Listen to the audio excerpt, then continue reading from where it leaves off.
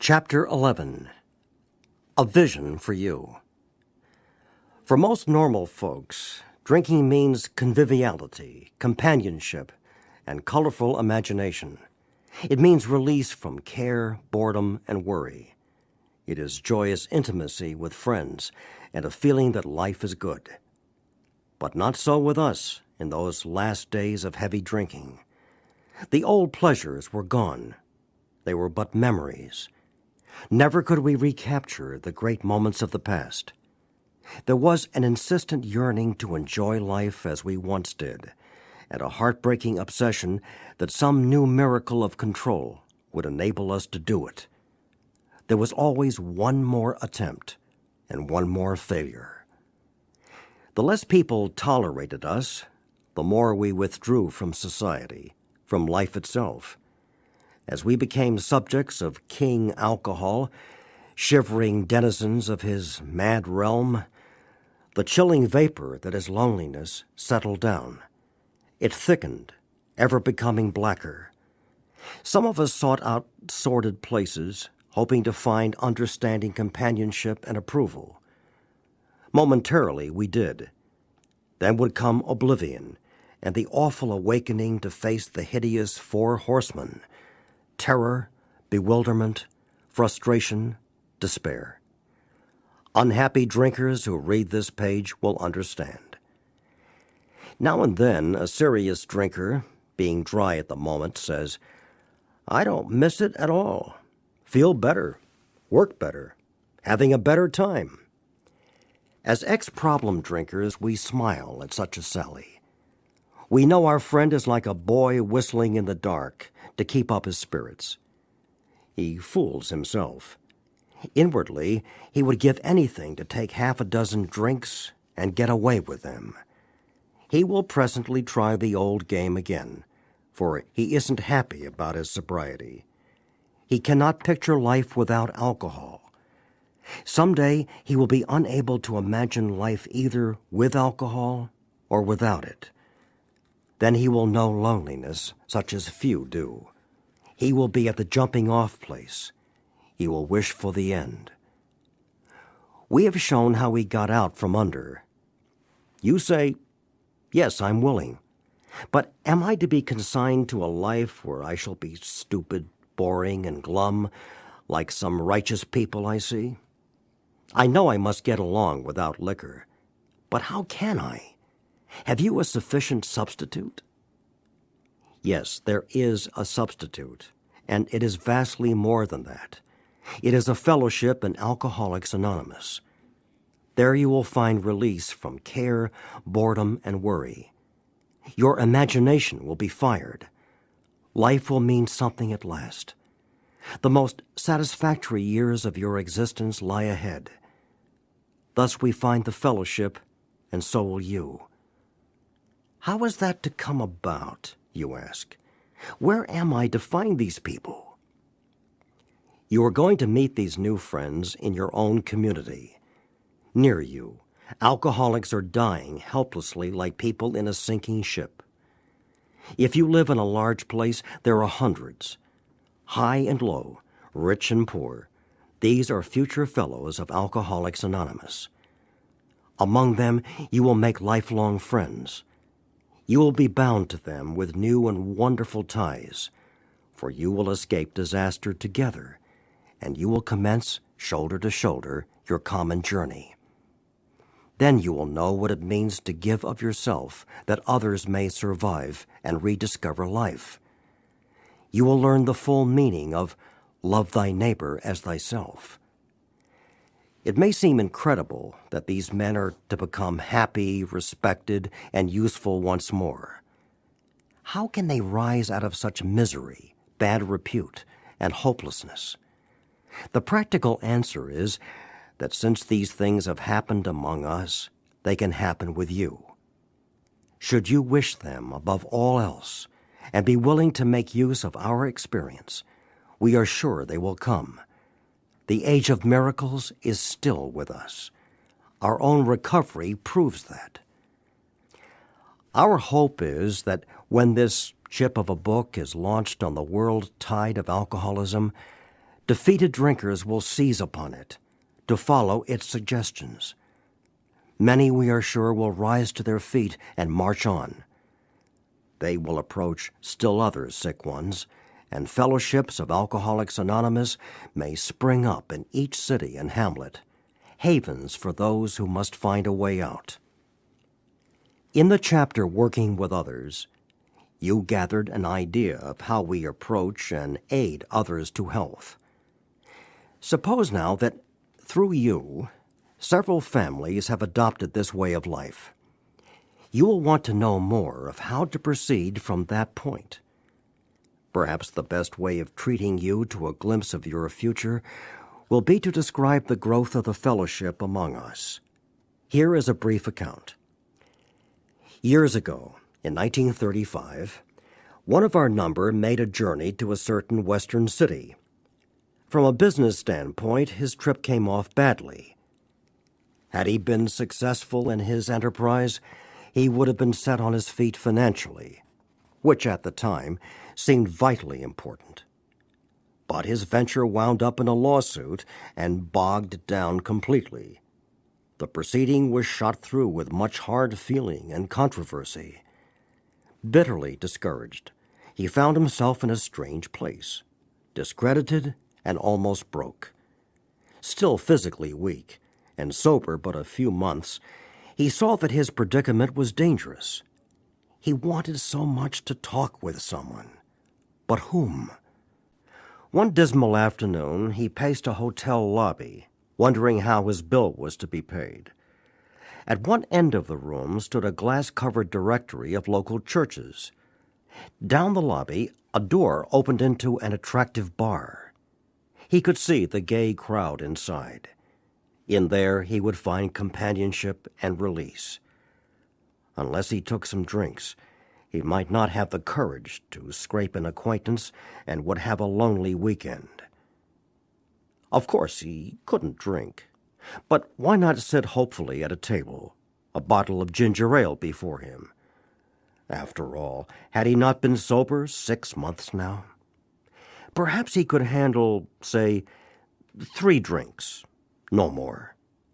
Fear gripped him. He was on thin ice. Again, it was the old insidious insanity, that first drink. With a shiver, he turned away and walked down the lobby to the church directory. Music and gay chatter still floated to him from the bar. But what about his responsibilities, his family, and the men who would die because they would not know how to get well? Ah, yes, those other alcoholics. There must be many such in this town. He would phone a clergyman. His sanity returned, and he thanked God. Selecting a church at random from the directory, he stepped into a booth and lifted the receiver. His call to the clergyman led him presently to a certain resident of the town, who, though formerly able and respected, was then nearing the nadir of alcoholic despair. It was the usual situation: home in jeopardy, wife ill, children distracted, bills in arrears, and standing damaged. He had a desperate desire to stop, but saw no way out, for he had earnestly tried many avenues of escape. Painfully aware of being somehow abnormal, the man did not fully realize what it meant to be alcoholic. A footnote here indicates that this refers to Bill's first visit with Dr. Bob. These men later became co-founders of AA. Bill's story opens the text of this book. Dr. Bob's heads the story section. When our friend related his experience, the man agreed that no amount of willpower he might muster could stop his drinking for long. A spiritual experience, he conceded, was absolutely necessary, but the price seemed high upon the basis suggested. He told how he lived in constant worry about those who might find out about his alcoholism. He had, of course, the familiar alcoholic obsession that few knew of his drinking. Why, he argued, should he lose the remainder of his business? only to bring still more suffering to his family by foolishly admitting his plight to people from whom he made his livelihood. He would do anything, he said, but that. Being intrigued, however, he invited our friend to his home. Sometime later, and just as he thought he was getting control of his liquor situation, he went on a roaring bender. For him, this was the spree that ended all sprees. He saw that he would have to face his problems squarely, that God might give him mastery. One morning he took the bull by the horns and set out to tell those he feared what his trouble had been. He found himself surprisingly well received, and learned that many knew of his drinking.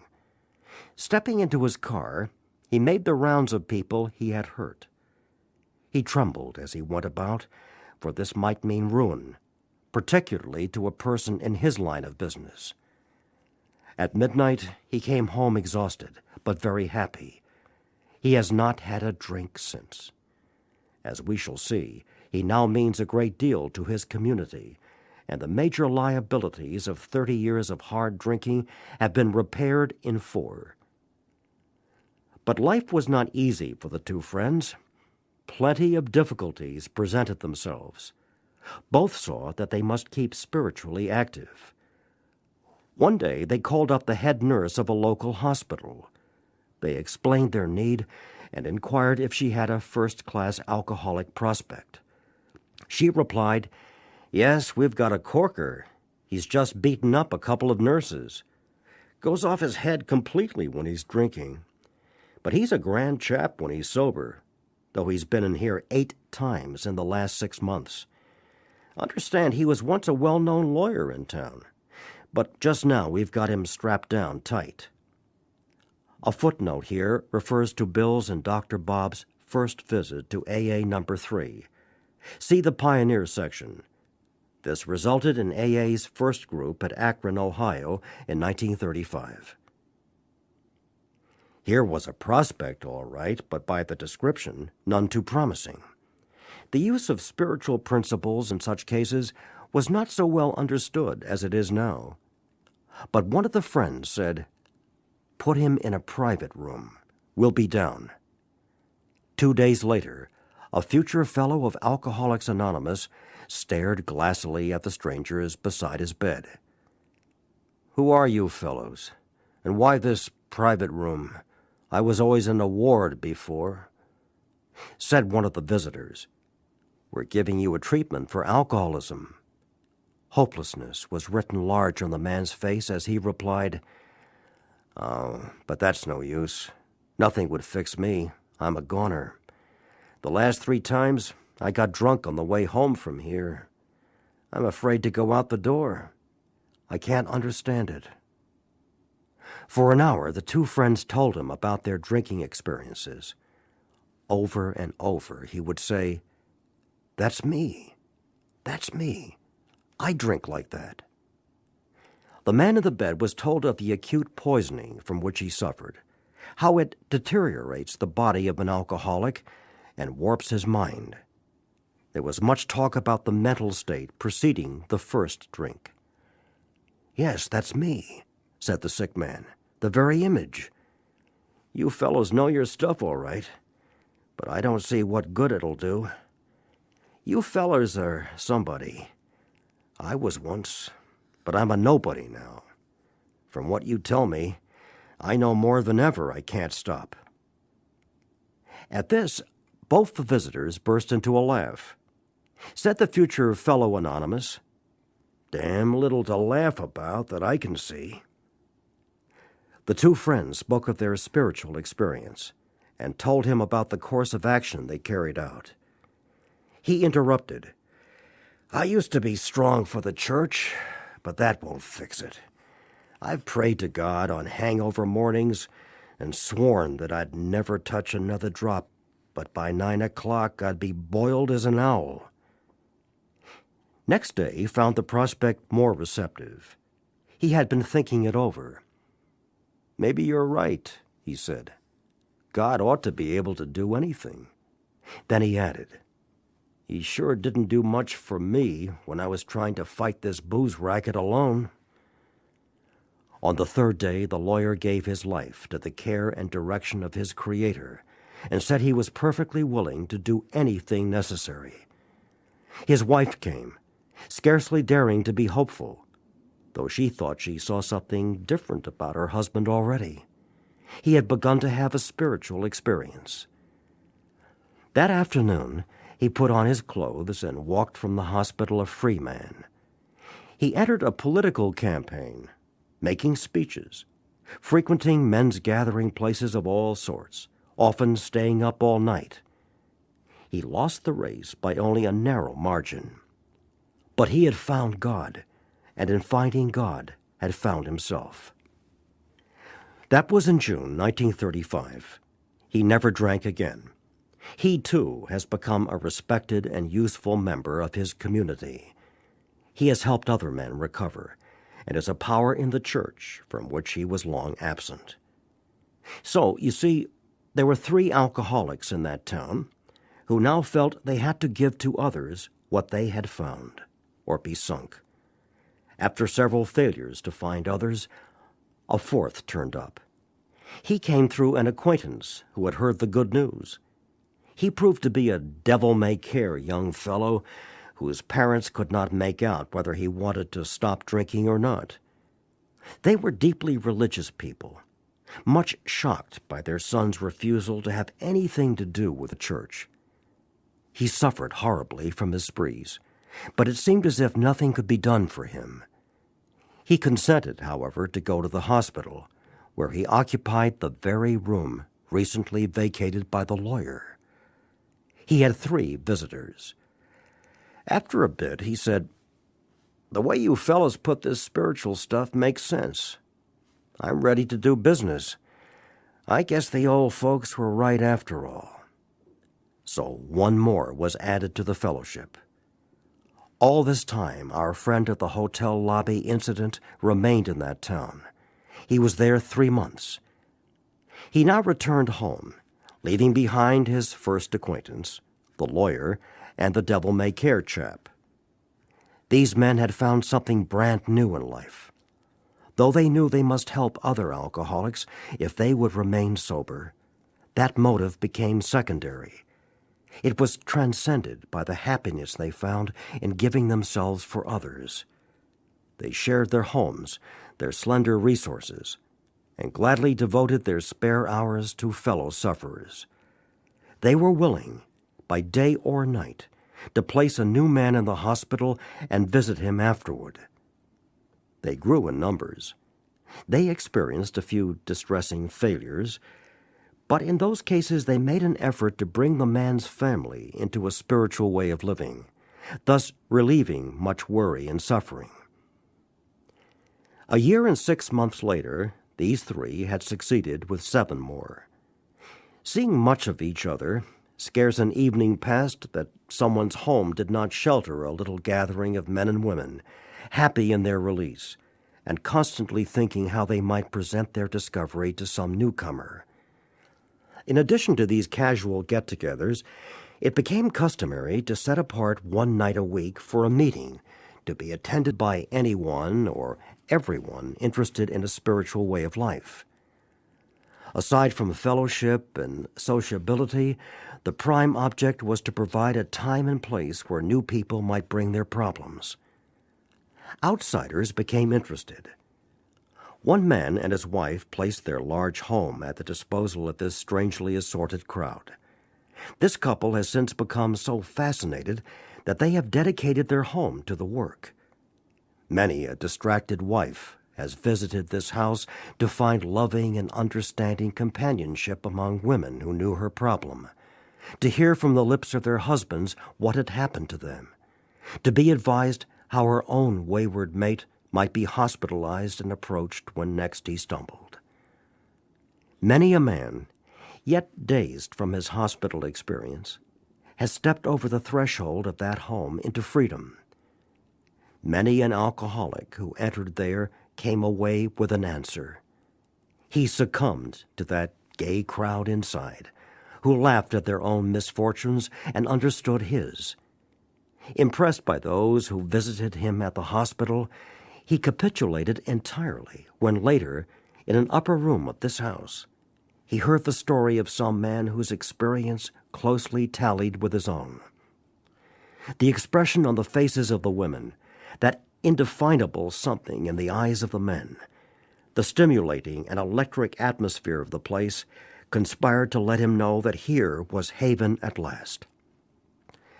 The very practical approach to his problems, the absence of intolerance of any kind, the informality, the genuine democracy, the uncanny understanding which these people had were irresistible.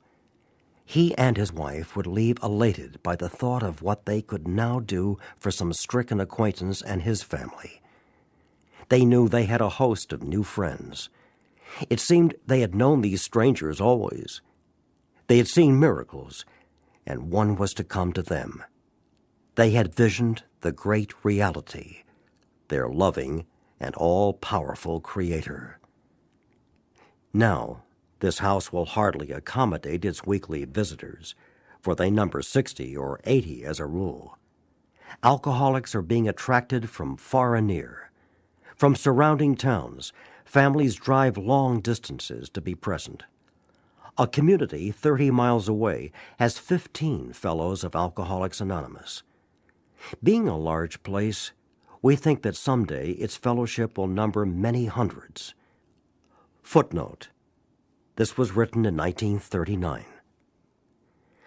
But life among Alcoholics Anonymous is more than attending gatherings and visiting hospitals. Cleaning up old scrapes, helping to settle family differences, explaining the disinherited son to his irate parents, lending money and securing jobs for each other when justified, these are everyday occurrences. No one is too discredited or is sunk too low to be welcomed cordially, if he means business. Social distinctions, petty rivalries and jealousies, these are laughed out of countenance. Being wrecked in the same vessel, being restored and united under one God, with hearts and minds attuned to the welfare of others, the things which matter so much to some people no longer signify much to them. How could they? Under only slightly different conditions, the same thing is taking place in many eastern cities. In one of these, there is a well-known hospital for the treatment of alcoholic and drug addiction. 6 years ago, one of our number was a patient there. Many of us have felt for the first time the presence and power of God within its walls. We are greatly indebted to the doctor in attendance there, for he, although it might prejudice his own work, has told us of his belief in ours. Every few days, this doctor suggests our approach to one of his patients. Understanding our work, he can do this with an eye to selecting those who are willing and able to recover on a spiritual basis. Many of us, former patients, go there to help. Then, in this eastern city, there are informal meetings, such as we have described to you, where you may now see scores of members. There are the same fast friendships.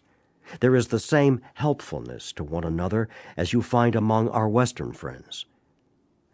There is a good bit of travel between East and West, and we foresee a great increase in this helpful interchange. Someday we hope that every alcoholic who journeys will find a fellowship of Alcoholics Anonymous at his destination. To some extent, this is already true. Some of us are salesmen and go about. Little clusters of 2s and 3s and 5s of us has sprung up in other communities through contact with our 2 larger centers. Those of us who travel drop in as often as we can. This practice enables us to lend a hand, at the same time avoiding certain alluring distractions of the road, about which any traveling man can inform you. A footnote here indicates that this was written in 1939. In 2001, there are over 100,000 groups. There is AA activity in approximately 150 countries, with an estimated membership of over 2 million. Thus we grow, and so can you, though you be but one man with this book in your hand. We believe and hope it contains all you will need to begin.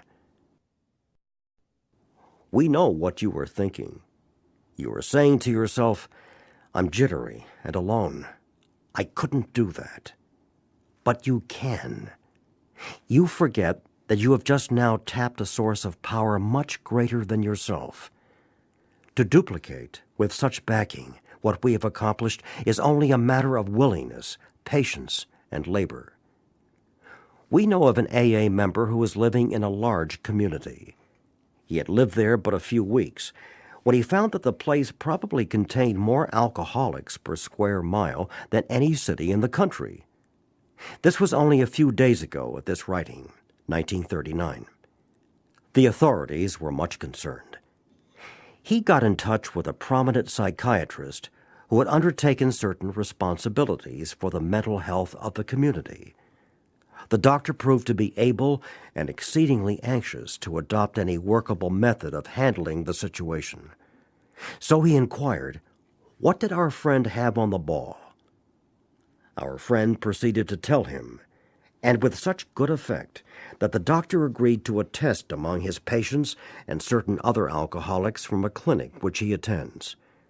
Arrangements were also made with the chief psychiatrist of a large public hospital to select still others from the stream of misery which flows through that institution. So our fellow worker will soon have friends galore.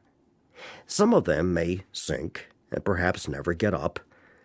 But if our experience is a criterion, more than half of those approached will become fellows of Alcoholics Anonymous.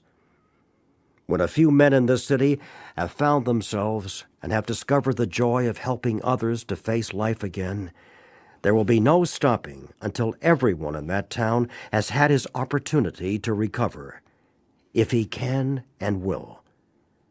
Still, you may say, "But I will not have the benefit of contact with you who write this book."